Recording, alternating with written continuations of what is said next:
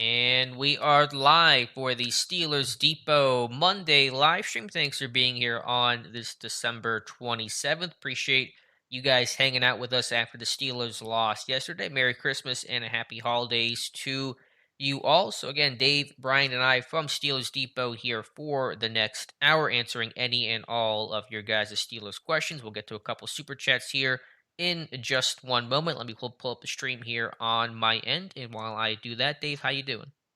Doing good. Happy Monday. Happy Monday. So if there's any issue with the audio or the video, please let me know. Let me pull up the stream here and the live chat, and we will get started. So again, be sure to ask your questions in the chat if you want to have your question be guaranteed to be asked and answered by Dave and myself. You can send us a super chat, and you will move to the front of the line. And we have two super chats. Speaking of that, the first one comes from Tim Chase, a $5 super chat. Thank you so much. He asked, why not linebacker Zach Cunningham off of waivers? We passed on him. It's a good question. I don't have answers to all those things. I think they were happy with their top three in terms of giving those guys a shot. And Spillane, Bush, and Schobert. Cunningham had some apparent off-field issues with Houston that got him cut by new head coach David Culley. But you did watch Cunningham play against the Titans, and that physicality sure would be nice in Pittsburgh. Yeah, and it's evident because of record that they did not put in a waiver claim on him because the Titans, I think, were behind them in the order there. So that's evident there. Uh, I think it comes down, and you and I talked about this on the podcast as well too. It might have came down uh, maybe some sort of off the field issue, or just plain and simple, they just didn't want him.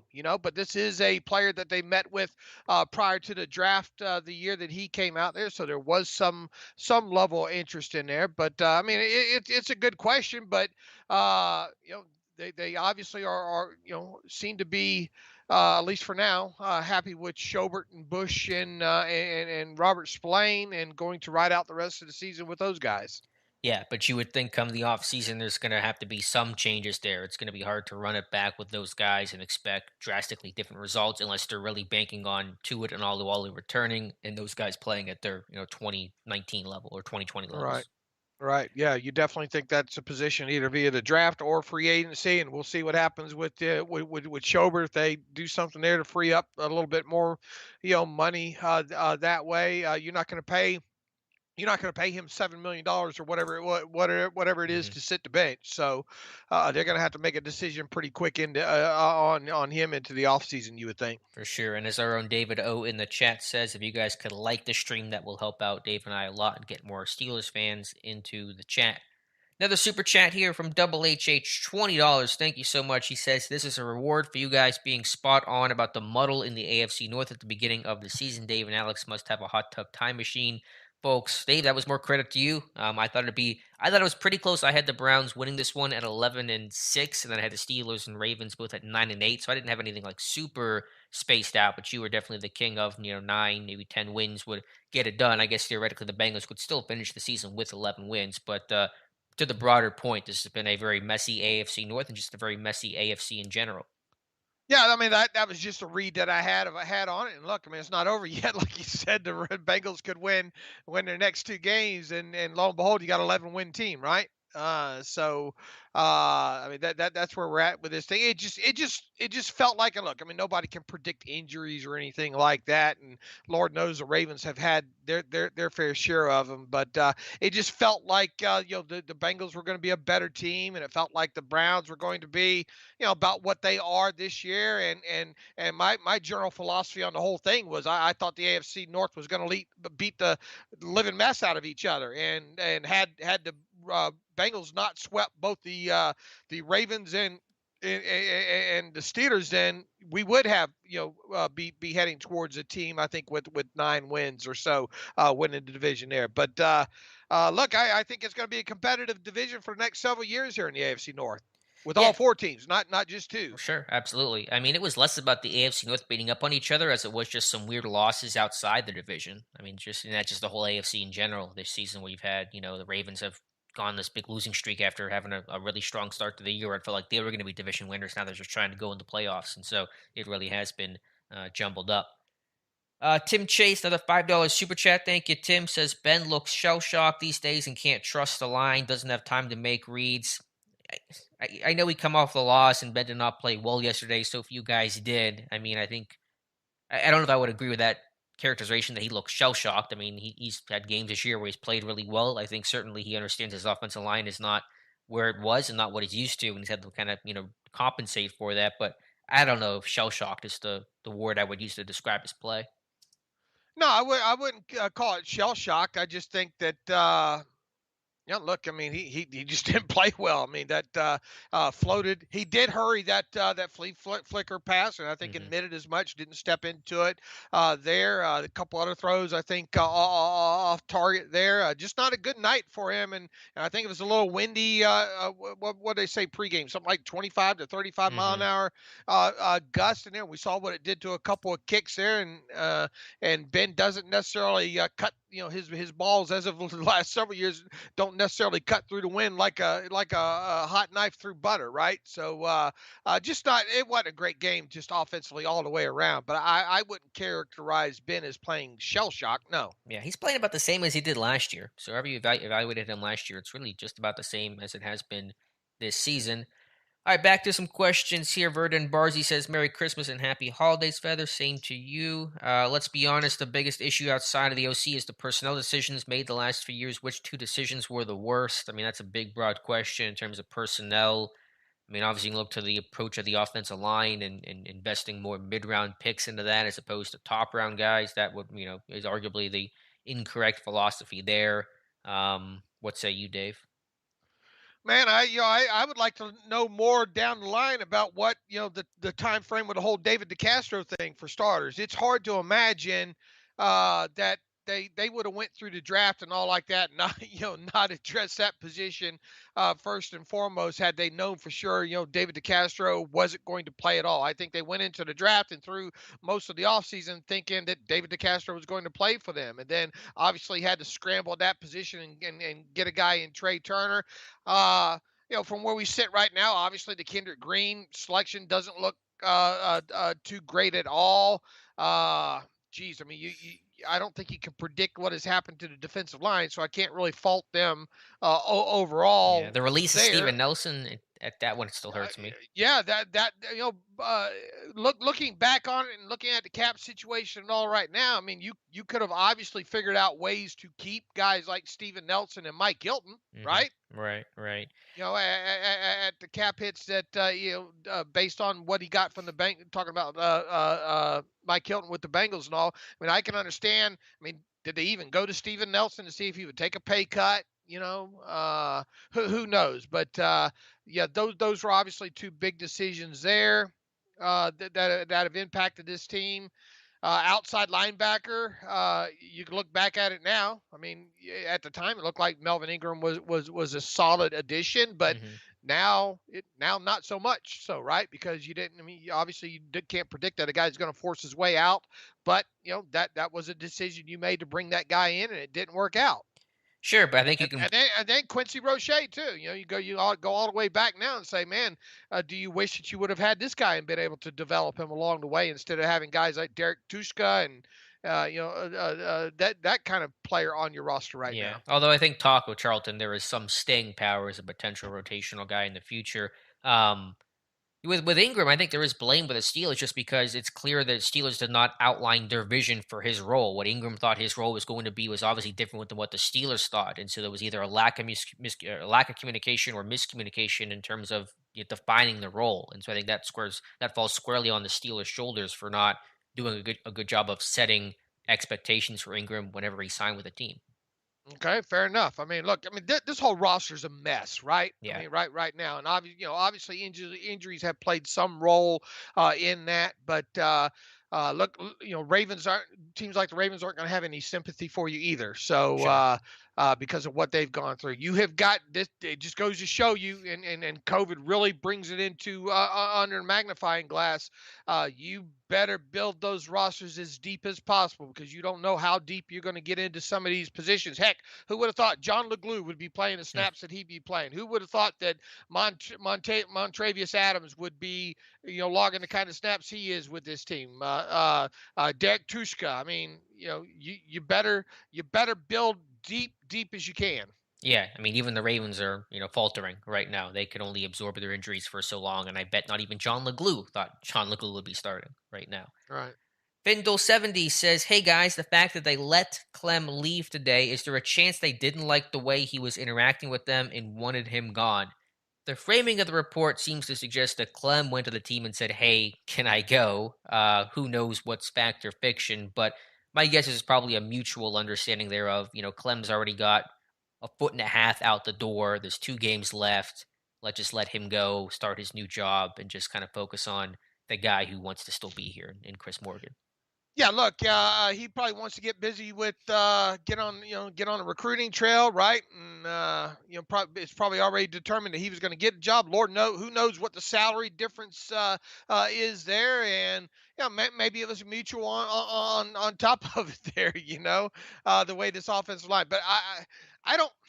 I don't think they left on. I don't get the feeling, at least speculating that things soured. In a matter of 2 weeks. I think this came up. I think probably an opportunity that Clem, probably gives him obviously more money. He probably liked what he did when he was at college before going to the pros. And like you said, and at least the way it's kind of framed is he probably went to the club and said, "Look, do you have any problems with me bailing out now?"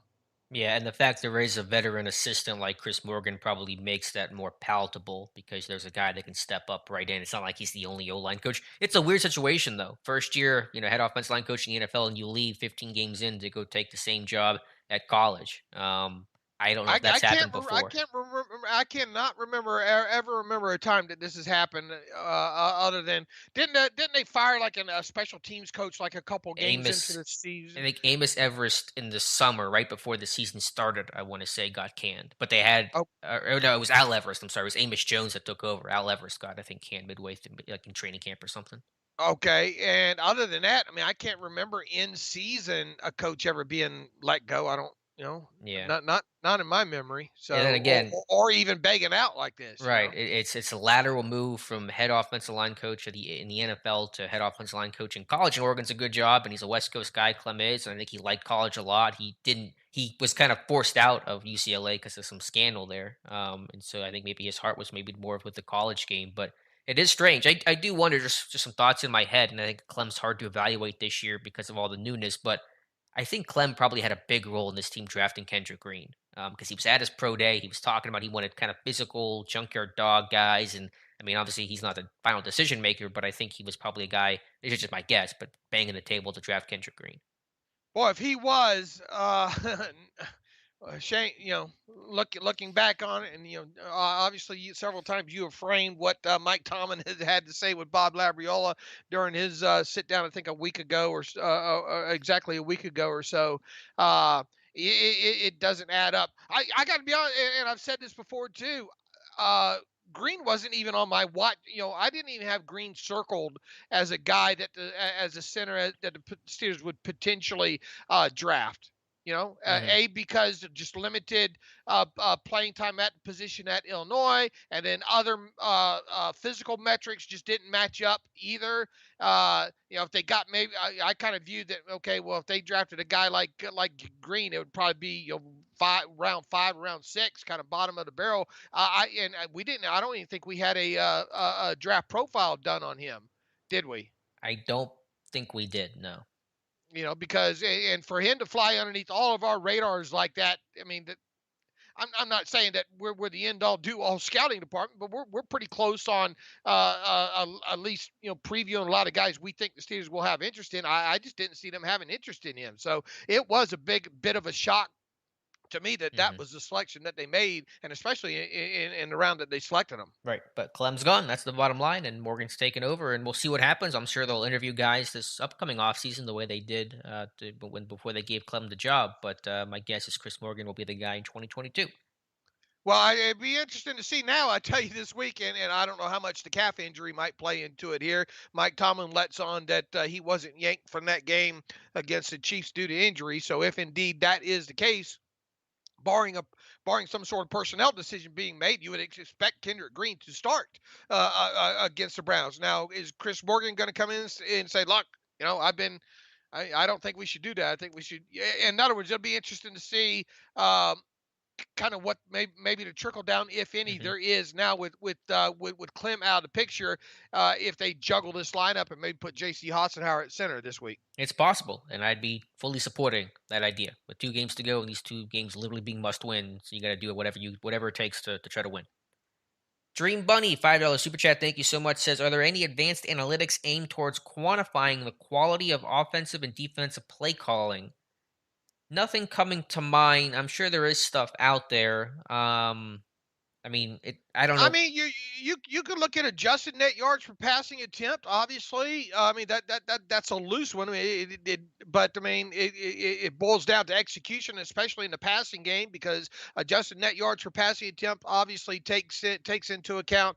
Uh, sacks and explosive plays and those kind of things and completion percentages and all like that. So there is that. Now there obviously is uh, uh, you know what's the stat? EP, is it the EPA Expected points over average, right? average? Yeah. Right.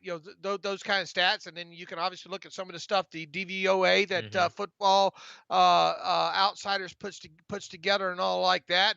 Uh, but I don't think you need advanced analytics you look at the tape. The tape will tell you all what you need there. But and once again, look, I'm not going to risk going to bat for Matt Canada here, but I mean, and I put this on Twitter earlier today. You can't make it, it's hard to make chicken salad out of chicken. You know what? Hmm.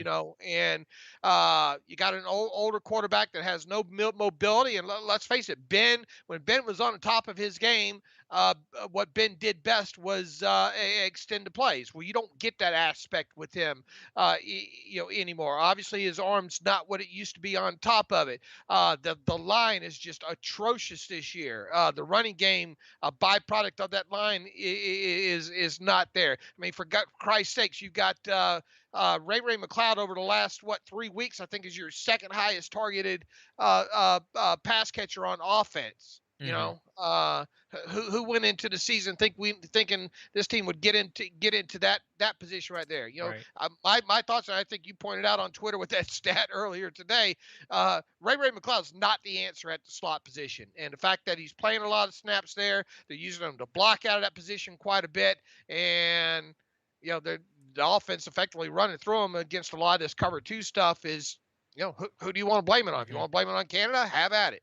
And you cleaned up the stat. I foolishly late last night trusted PFR's positional data that McLeod has now the lowest yards per catch of any receiver in NFL history with 50 plus catches. Any wide receiver, is that the stat?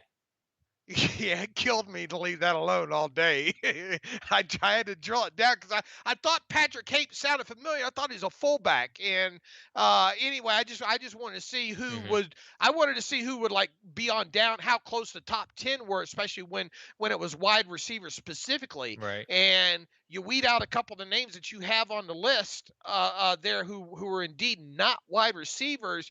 I had to keep changing the parameters of less than seven 7.2, 7.3. So, had to keep going up just to get to the next wide receiver because it kept trying to give me tight ends and, Yeah, and, and it's running tricky backs there. sometimes. And then, it ended up of all, I don't know if I would have guessed this or not, but in third place is D'Anthony Thomas, obviously formerly of the Chiefs, right? And he was kind of a Uh, running back receiver hybrid too. He wasn't even like a wide receiver. Wide receiver. okay. Well, there you go there. Now, I, and the differential between Ray and D'Anthony Thomas was like 2 point. What was it? 2 point something He yards. was like a full yard, yard and a half. And then right around there was Ryan Switzer, right? No.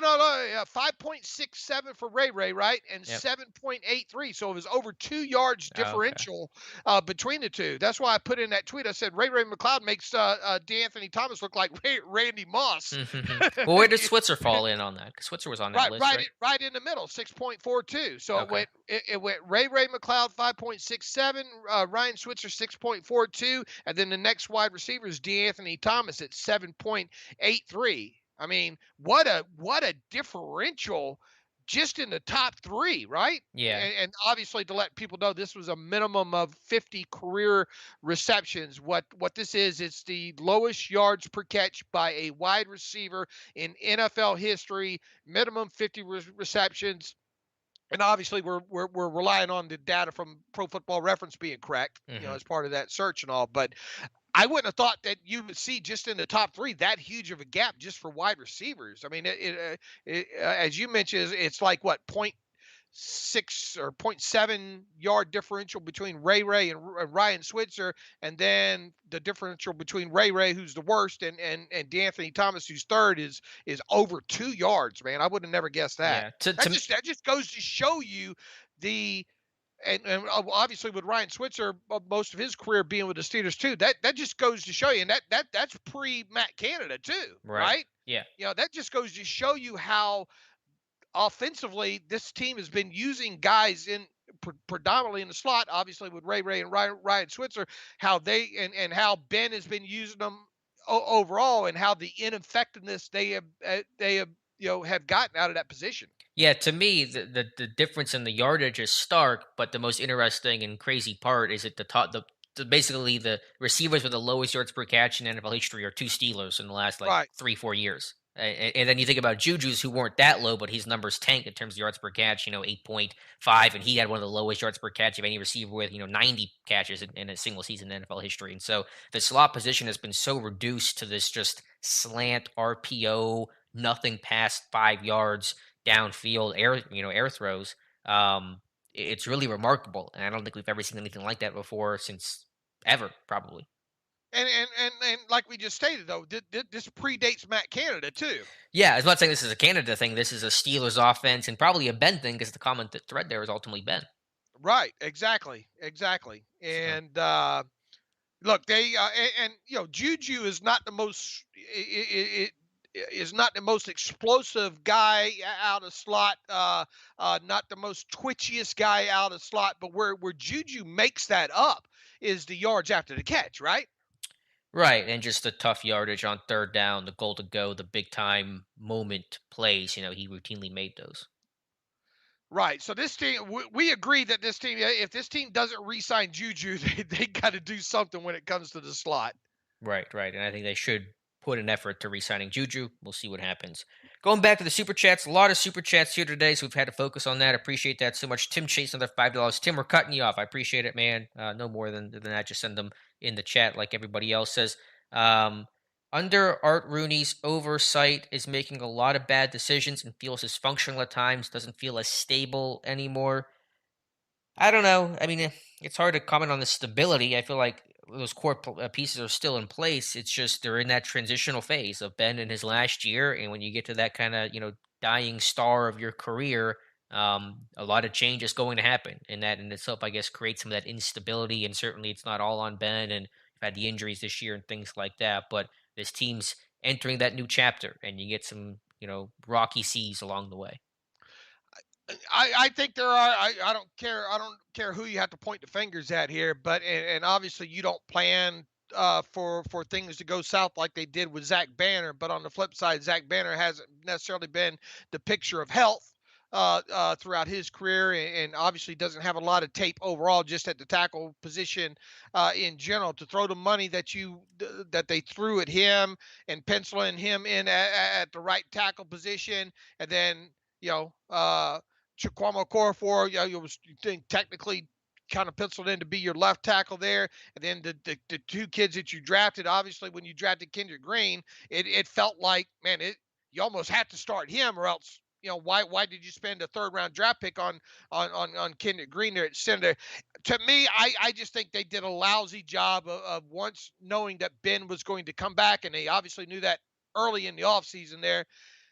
they went about it the wrong way in surrounding him with what he needed for that offense to be successful. Period. And that Mhm. not only for him, but for Matt Canada as well too. Now, once again, you can't predict what happened to Juju. You can't predict Banner having, but it seemed like they could have done a better job. And it goes back to once again, when did they know about David DeCastro, or what did they know and when did they know it? Mhm. Mhm. Kind of thing. There, it feels like they failed miserably at setting up Ben to possibly succeed this year in what is more than likely to be his final season. And we said this going into the season, right? Or at least I did. I said Ben's way down the list of concerns that I think this offense will have in 2021. It's got to, the concerns about the offensive line, about the run blocking, and then kind of trickle down from the defense. And obviously I don't think either one of us thought defense would. We thought the defense would take a step back this year. Mhm. I don't think that. I know I didn't think that this defense would be this bad, especially against the run. My concern was more, man, what is the pass defense going to be as good as it was, Right. in previous season? But man, not only has that gone backwards, but the run defense has as well too. So I just think overall, if you want to point the finger at Art Rooney, if you want to point it at Kevin Colbert, if you want to point it at Mike Tomlin, wherever, I don't think that they did a good enough job, at least on the offensive side of the ball, of putting Ben in a position at his age to succeed more than the wins they had this season. Right, Does and that I make sense? it does, and I understand there were a lot of constraints, and this offseason was so unique with the cap crunch and COVID situation and things like that. But still, I think you can still rightfully criticize this team for some of the missteps along the way. Most notably, such a overhauled, brand new, and struggling offensive line for your quarterback who can't move to try to work with. And just a quick last point, and I've had this thought in my head. I've kind of gone back and forth on it. I know Canada was here last year in Pittsburgh. I know Clem's been an assistant since 2019, but I mean, this is the first year that Canada's called the plays and Clem has run the show, and those guys had never done it in the NFL before. So you got two guys kind of in a new NFL role trying to make this thing work. Clem kind of your run game coordinator, Canada kind of your pass game coordinator. It wasn't going to work well with all that newness. Clem and Canada in those brand new roles in the NFL. It just kind of felt like this thing never really had a great chance. And then, well, that goes back to surrounding Ben with with Sure. what he needs to succeed, right? So, I mean, that's just another thing that that you can add on top of it there. Yeah. So, this team, look, have you ever gone into a week by week just wondering, man, how bad might it be this week?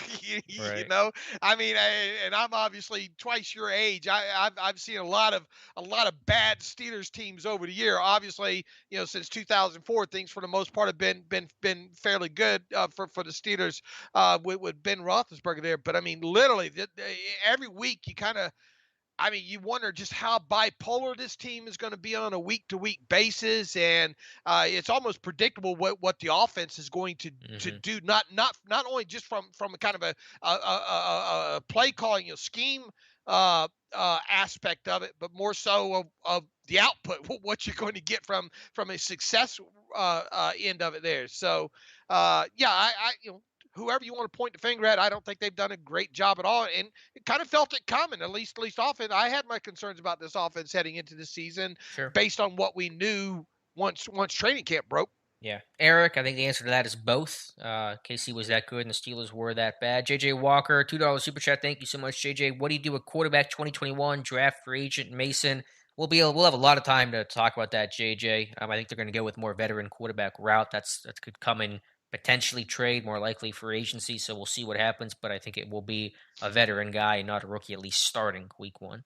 Yeah, I would agree with that. I mean, there's nothing written down that says this team can't draft one, but if they did draft one, as I've said for quite a while now, I don't expect that to be in the first round this year, especially with this class. And I know there's going to be a huge picket picket push, I'm sure, by the fan base from now until draft starts and all. But I mean, if indeed he is the best quarterback in this class, and that becomes a consensus, and the Steelers are gonna won't probably even get a shot at him. Where if they're Right. where they're probably likely going to pick in the first round, which will probably be around, I don't know what, 16 to 22, Hmm. depending on how these next couple of weeks go and all like that. So if indeed Kenny Pickett is indeed deemed the top quarterback in this class, you would think that those guys go in the top 10. Right.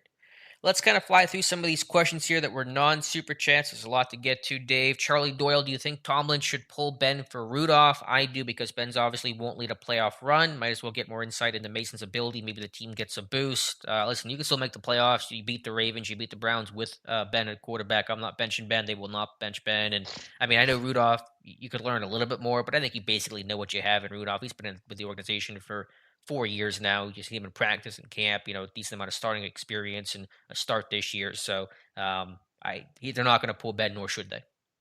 Yeah, I'm on board with that as well too. Yeah, I mean, there's still 2 games left in the season. If you win out, and I mean, they still legitimately, although it's low percent chance when you look around and do the math and who needs to beat who and all, but I mean, there's still a level of probability with it. So why wouldn't you go with your veteran quarterback in that? John Pennington, hello, Dave and Alex. Would you guys bring back any player on the offensive line next season? And should all their jobs be up for grabs because of their play this season? I think guys are going to come back. Obviously, Kendrick Green's coming back. Kevin Dotton's coming back. Dan Moore's coming back, et cetera, et cetera. Does anyone have their job set in stone? No, probably not. Dotson, I probably would be the closest. But other than that, I think a lot of things are up for grabs. But it really just depends on what other moves you make in the offseason. And certainly this O-line needs a lot more attention paid to it. I mean, you're not going to be out. You're not going to have the resources to retool this entire thing, you know. So, but I could see Dotson and Moore, uh, starting. Now Hmm. whether or not Moore is on the left tackle or right tackle, I think is yet to be He should determined be there. left tackle. He should be All a left right. tackle. Well, if that's the case, and then Dotson, I mean, Dotson obviously came out of college as a right guard. Might you if you got a, I guess it depends on what you get a hold of. If you Right. got a more, if you drafted a left guard, if you draft a guard and comes out of college predominantly as a left guard, well then I don't think I want to move him around. I think I want him at left guard. I bet Kevin Dotson would have no issue going back to right guard where he played 50 something games at Louisiana Lafayette at. As far as center goes, man, you better, I don't, it better get cleaned up here in a hurry. Is all I got to say, because right now I really think you got to re-examine that position early in the draft, or at least with a veteran free agent. And then, oh yeah, what's going to happen at the other tackle spot? Are you going to cut Zach Banner in that $5 million that he's due in 2022? It's possible, but if you do, and if you don't re-sign Chikwamo Okorafor, which you're probably not, what are you going to do at the opposite tackle spot? Sure. And then right guard, Trey Turner, a free agent. And so I Right. think that right side gets more attention to it because of the contractual situation than the left side. But this thing could still needs to be rebuilt and retooled. And maybe not rebuilt and retooled, but certainly more changes have to be made. And hopefully you get growth and development from guys like Moore and maybe Kendrick Green and Kevin Dotson as well. Yeah, I think there's still hope for Moore and Dotson. Hmm. Yeah, somebody gonna have to sprinkle some magic dust on me, some believing dust on me, when it comes to Kendrick Green right now. Mutated Genome, what point are the final roster selectors going to be held accountable for poor selections and lack of depth and not being able to coach up players? I think we're going to see some changes along the coaching staff. I mean, Keith Butler is probably going to get the heave-ho, I'm guessing. We'll see what happens with Matt Canada. I don't know what other changes could be coming to the staff. There's always usually maybe one or two that surprise you a year. How long is Eddie signed for Faulkner? Did he just sign an extension this past offseason? Did he Yeah, I sign don't a know. 2-3 year extension? I I mean, don't know. I don't know if I'd let him play that out or work that out, but what has I he think you done? I think Harris has had a good season. I mean, I don't know what more. Again, Faulkner's trying to work with this offensive line with how poor it's been. okay. I mean, I don't know. It's hard to evaluate the coaches. It's hard to Sure. evaluate a running backs coach. I mean, how can I? We can't really say, if they've passed or failed. But I would expect Faulkner to be back. But we'll see what happens. There will be changes. I will tell you that. Yeah. To what degree? I mean, obviously Butler's probably the most likely is gone. We'll have to see what happens with Canada. Uh, I won't be surprised if they let Chris Morgan just have that thing. Hmm. Yeah. On the offensive line. People don't want to hear that, but that's probably going to be the likely outcome of that. Yeah, and John's asking about what do we know about Chris Morgan, and I know he's going to be labeled as the in-house hire. The guy was hired 9 months ago. It's not like he's been here for 10 years. So is it in-house? Yes, technically it is, but I wouldn't consider it the same way that I would consider it Randy Fichtner, or Keith Butler, or even Adrian Clem. So or Sean Surratt for that matter. But Morgan's more of a zone guy, long-time O-line coach of the Falcons. Worked with Kyle Shanahan, so more of a zone emphasis. That's kind of his background and probably his philosophy. Right. Let's see, Mike Adesso. Any New Year's resolutions? Do we have any? Do we have any New Year's resolutions? Is what Mike Adesso's asking. Dave, what do you have on your list? Anything? Man, mine's just staying alive. Well, doing a good job of it. Very Bee Gees of you. I don't know if I have any. I don't really stick to them anyway, I guess. So nothing really for you there. And Mike's also asking about Simon and UG3. Simon's got a ditch a number 38 jersey, I'll tell you that much. And UG3 was kind of used as more of a spy on Mahomes, a lot of three-man rushes and dime, and he would kind of just try to contain Mahomes. And so that was the extent of it. Both seemed okay, I suppose. Uh, what is two guys that won't be on the Steelers 2022 Dang. roster? Right? Ouch. That's cold. Well, I mean, right? I mean, UG3. I mean, we went into this offseason kind of wondering if UG3 was even going to make it this year, and he did. John Simon. We were both on board with John Simon being a member of the Pittsburgh Steelers like 3 years ago, Yeah. and I think it's coming to the end of the line for him. Yeah, I think Simon's going to come and go. UG3, we'll see. I didn't think he would make it this far, so who am I to say? Jonathan, what are the chances Tomlin's actually done with Canada after this season? I'm a Tomlin defender, but he's been very status quo lately. Needs an outside guy with NFL experience, in my opinion. Canada was supposed to be the outside guy and not didn't have the NFL experience. What are the odds? Less than what People most people wanted a think. college coach, didn't Yeah, they? I mean, Canada was certainly praised when he was hired. I mean, the odds of him not coming back, there's a chance. I'm not going to say there's no chance, but I think the odds are probably lower than what fans think or want or hope. I mean, I wouldn't bet my house either way. That's where I'm at on it. Yeah. Um, we'll see what happens. Again, I mean, I think he's under contract still, and generally Pittsburgh is only let go of coaches whenever their contract is up. But I can't. I don't know for sure what his contract status is. I think it's 3 years. Let's see. Next question comes from trying to find a new name on this list. Knoxley, how has Alex Highsmith been against the run this year? It's been a mixed bag. I think he's done an excellent job against tight ends. I mean, you expect those guys to win those matchups, but basically no tight end has blocked him this season. I think he's occasionally gotten over aggressive in terms of losing contain and trying to knife inside and make the play and giving up the edge from time to time. So I think overall it's been good, but I think he's got to be a little bit more patient and a little more do your job. Yeah, I think he's got to be just more situationally aware, Hmm. more than anything. I think he has the talent to be to be a. And look, I mean, he where he is in his progress of being a run stopper, it's about on course what you would I hope for. I think at this point, there's some wrong arm stuff that he still does, and he will forget and try to cut inside and lose contain in certain situations there, but overall, I mean, he has made some mistakes that have cost some sizable runs over towards his edge there. And then you look at the play the other day against the Chiefs, and him and Splain basically canceled each other out on that play near the goal line there. Yeah. But I mean, so far so good. I mean, I'd grade his development as a run defender as I don't know C plus B minus. Yeah, I might go a touch above that, but I'll have to kind of give my whole thoughts there when I think about it after the season ends. JT Anderson says, went to the game yesterday, waste of money. I'm sorry, JT. That's a tough one for sure. Sorry about that. Mr. Balls wants his weekly shout out. Hello. And he says, you guys had that 15-second unskippable ad when I tuned in just now. Respect. I have no control over the ads and what YouTube plays and doesn't play. I don't think any YouTuber really does. So that's not my decision.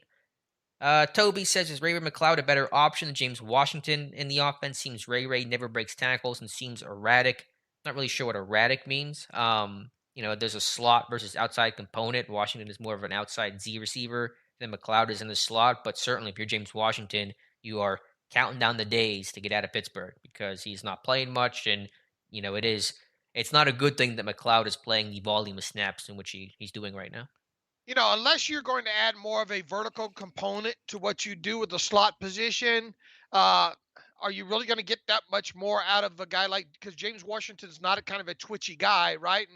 And James Washington's kind of bread and butter route to this day is those out routes, those 12-yard out routes that he ran, uh, 200 of them at Oklahoma State. It felt like there, but unless you're going to use him more as a component, maybe in a running game, that blocking aspect of it, and use him more vertically, or mesh concepts. I guess. I mean, once again, he's not that twitchy of a guy off the line, and you kind of worry about, are you going to be in the same aspect of is he going to get much separation? Is he going Yeah. to catch a lot of 3 yard average depth of target throws and then get taken right to the ground? So neither one of those guys are prime slot guys in my opinion. I understand why.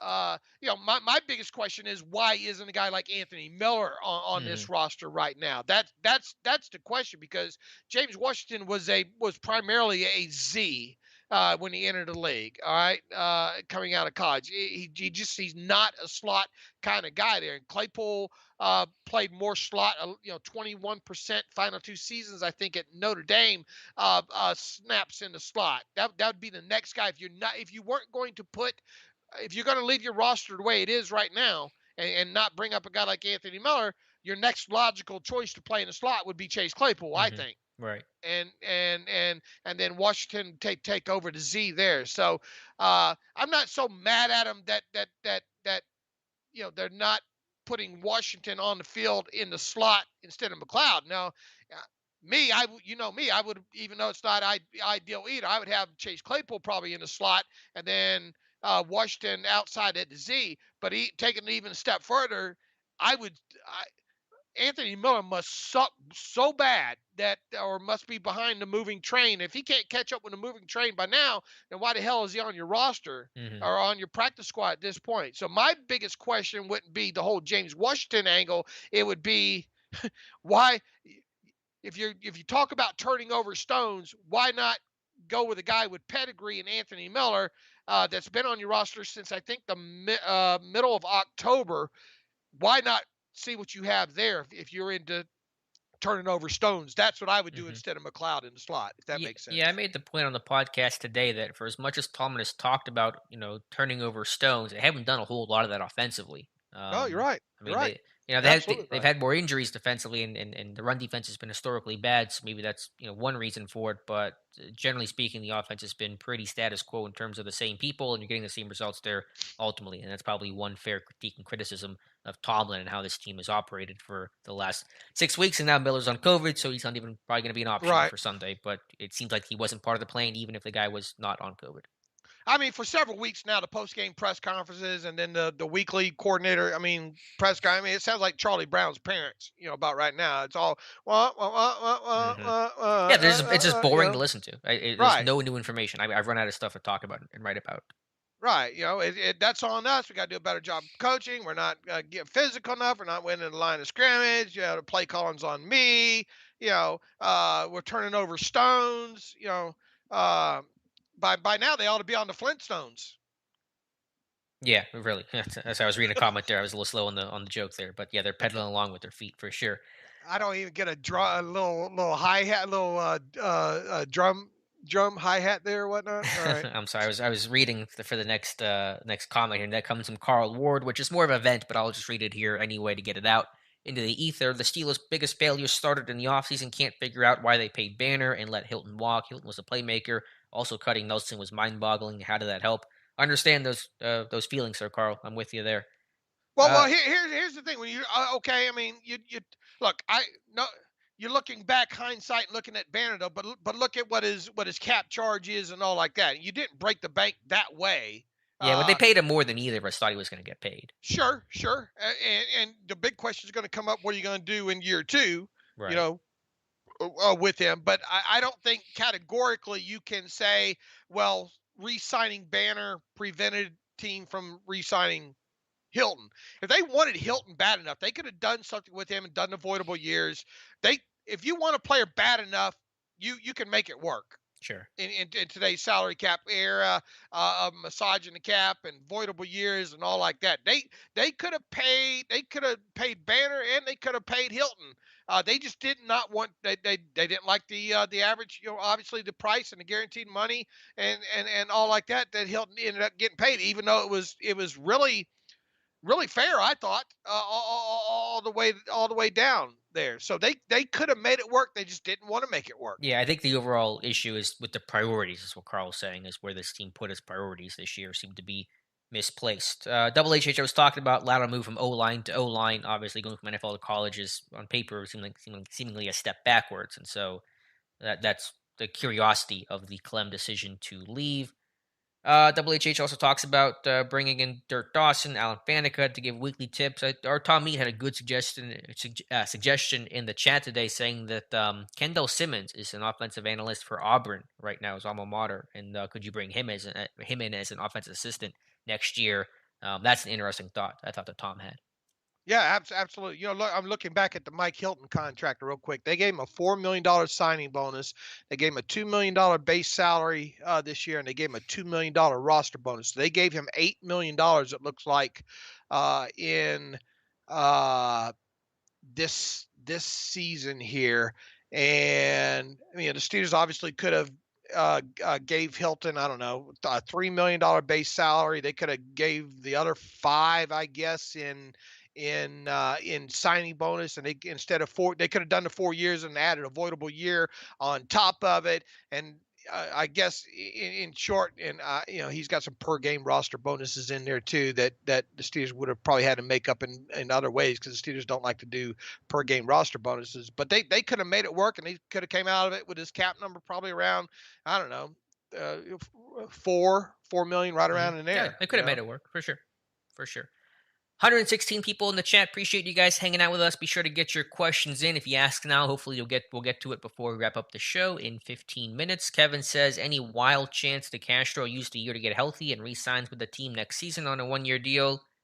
I guess I can't say I no, doubt it. but I'd be very surprised by that. His ankles seem to be. Was it the ankle that he had? Right, it was an ankle injury Yeah, it was recurring. ankle with that, and even before that, I kind of wondered, with him being good friends with who's the other Stanford quarterback? Andrew Luck. Yeah, Andrew Luck. Him being good friends with Andrew Luck and all, and I just I think David DeCastro was ready to get on with his life pretty soon anyway. And all of his buddies obviously out of Pittsburgh, Villanueva gone, Marquise Pouncey gone, Ramon Foster gone. The band's no longer there. Mm-hmm. I kind of envision David DeCastro probably being a pretty happy man right now. So I never say never. That's ridiculous, especially things we've seen in the past. But I think at this point, I would be surprised if David DeCastro plays another down of football. I'll be honest with you. Me too. But Nor says he's not confident in Tuitt's return. Doesn't think Alu will ever play again either. I think Alu will come back next year to it. I'm hopeful, but I don't know because his situation is so murky right now. Look, who knows with Tua? I don't even like answering questions about that anymore, because we just don't know. You know, um, less about the physical, more about the mental. Maybe I don't know. So it's hard for us to even. And I think we've said that like starting 5 weeks ago, didn't we, Alex? We said there was no reason to even kind of speculate on Stephon Tuitt, not only the rest of this season, but moving past. We'll just all have to sit back and watch. As far as Alu goes, look, I mean, the guy was a picture of health for a long time. Mm-hmm. And then, obviously he had the unfortunate injury against the Raiders early in the season there that put him out for this season. If he wants to play, I think you bring him back. I mean, Yes, obviously, absolutely. obviously, but within that though, you have to keep in mind that he is an older player, and you might be subsequent to him missing some games on top of it. But man, the way that guy left off at and what you have him signed for right now, I bring him back in a heartbeat, especially what we've seen in the middle of that line this year.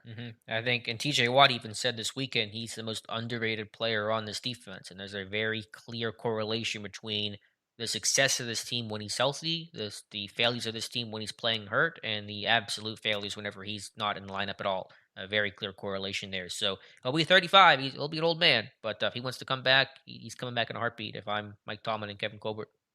Man, you look back at that guy's career, and he was always kind of just an okay kind of defensive end, and but man, him moving inside.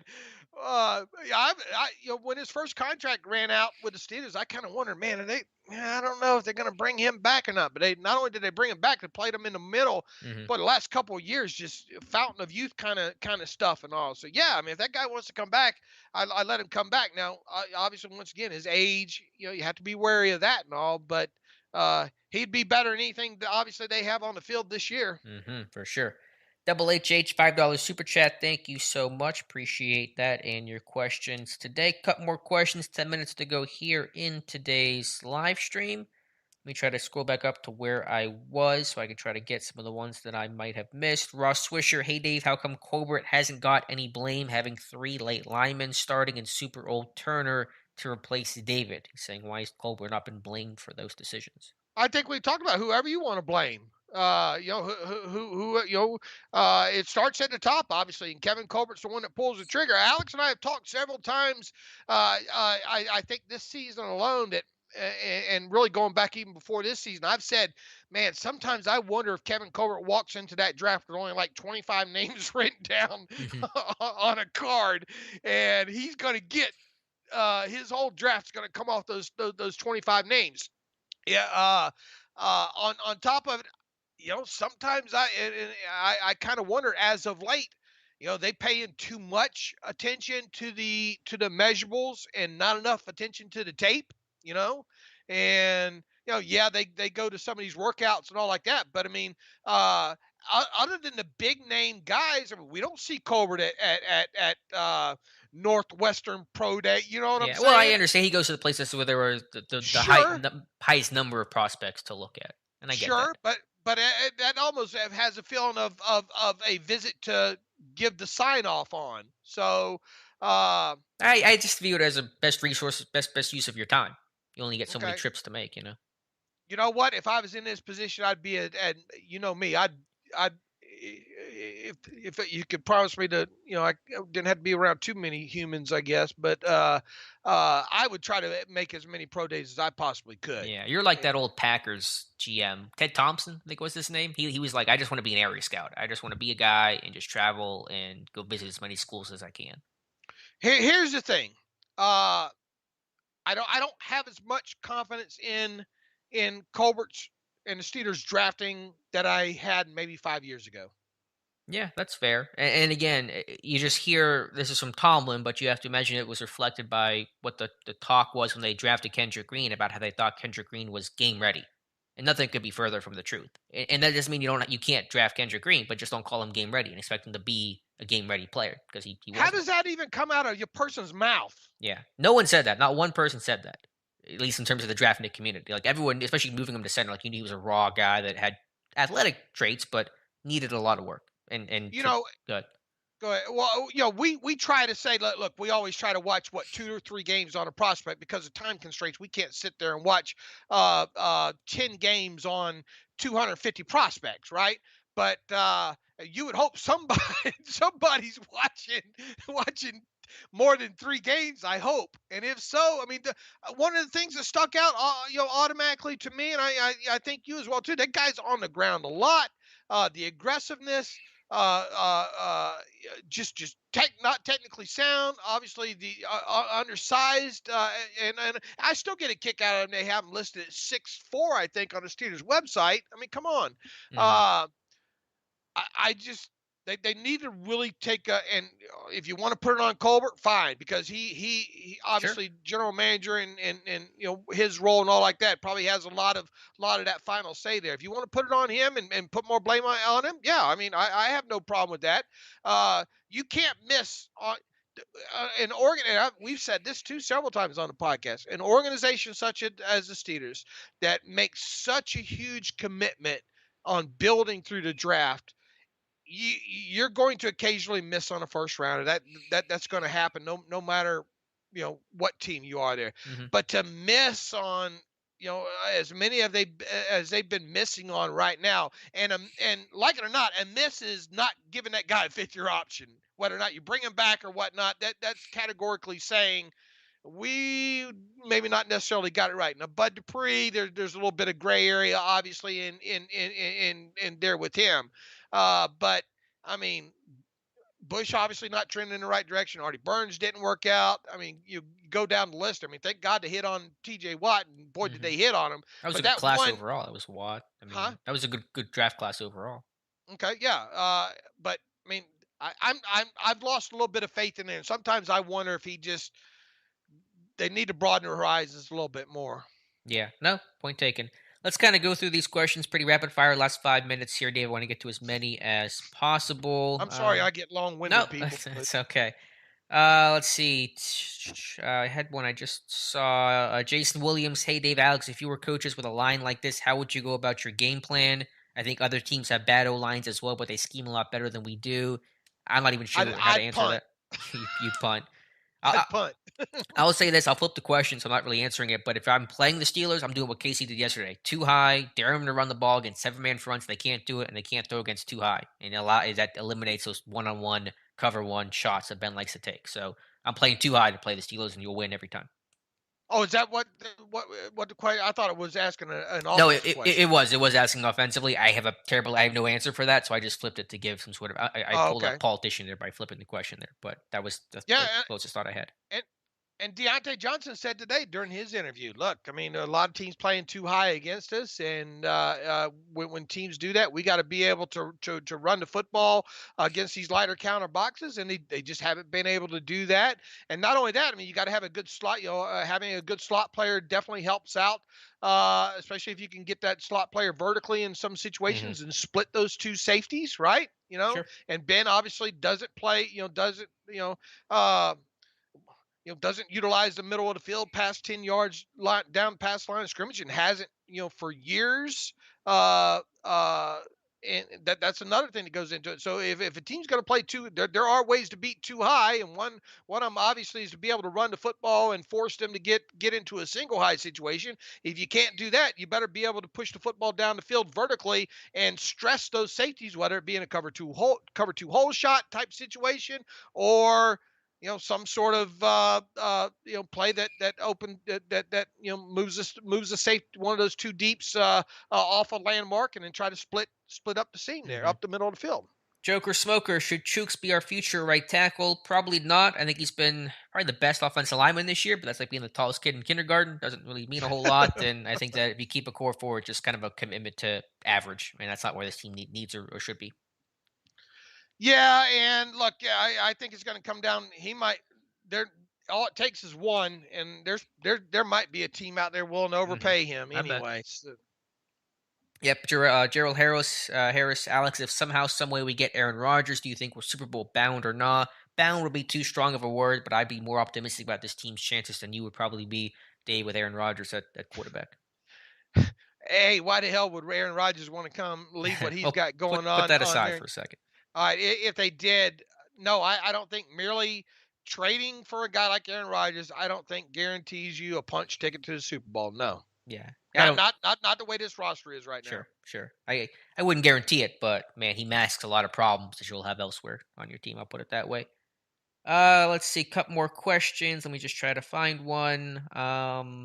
Let's see. Tomlin needs to go big time. We have no discipline. Less of a question, more of a wish there from Anthony. Let's see. To Virgin's talking about Virgin in the. Is that how you say it? I don't know how to say his name. Linderbaum. If you think Green gets pushed backwards too much, Linderbaum will too. So he thinks Linderbaum's too small to play. It sounds like.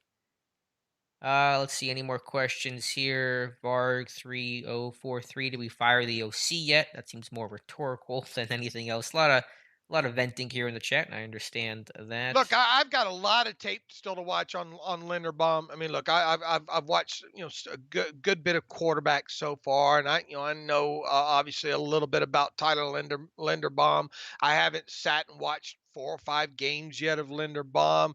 I do understand that he's probably going to have to put some weight on and all like that. But I'll tell you this from the little tape that I have seen on Linderbaum, when he's on the ground on top of somebody. Hmm. He's not on the ground because he missed a block. He's on the ground because he's laying on top of somebody that he pancaked. Right. There. So look, Tyler Linderbaum's obviously the hot name out there right now. I'm not going to sit here and rubber stamp and say, look, that's got to be the guy right now. I got to Sure. watch a lot of film on him. For all I know, he might not end up being my top center, but he's obviously the higher profile guy right now. And at least from the measurables and all that I've seen in a little tape so far, he lines up right now. So we'll see what the tape says. You get the sense of frustration from fans here, and again, I understand that. Raymond Gatter says, when are Colbert and Tomlin going to be fired? Joe Knows Crypto says, trade Najee for 2 solid offensive linemen and first pick O linemen. So there you go. Mason Rudolph better than what the offense looks right now. That's from Blade J. Tim Chase with a question here. Who's taking over for Colbert when he leaves? It'll either be Brandon Hunt or Omar Khan. My guess is Hunt, but we'll see what happens. Khan's gotten more traction in this past year, nearly became the GM at the Houston Texans. And we'll see if there's any more questions Give here. him 5 more minutes here, Alex, All because right. I ran my mouth too long. We'll do 5 more if we have some questions there to string things out. Let's see some issues about Charlie Brown saying Clem also missed on Trey Smith when Foster pounded the table for us to get him.